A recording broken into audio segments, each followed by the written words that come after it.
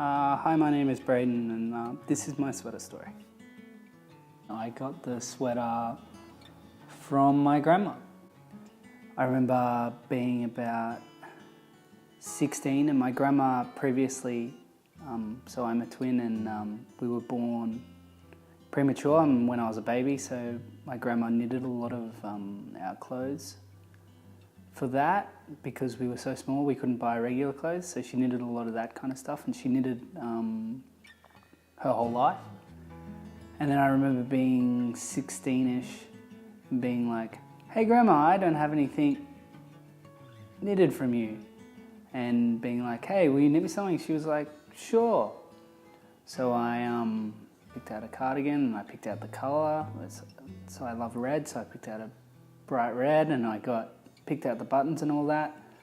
So my grandma was also diagnosed with Parkinson's disease when I was 3 months old, I think. So it's pretty awesome that I have such a beautifully made sweater by someone who had Parkinson's for 16 years, so that's pretty crazy. I think I'd had it and worn it for about 2 years, and then she was like, "I need it back." I'm like, "Why?" She's like, "I need it back."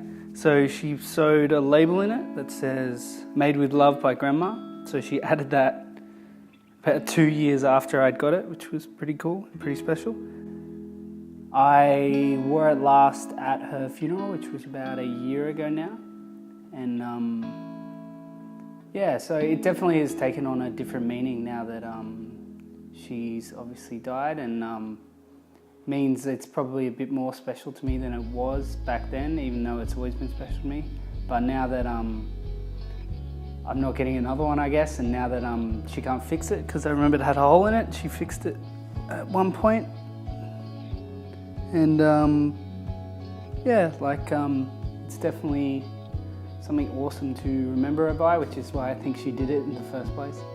But it's also something special that I got to make with her and have an experience with her.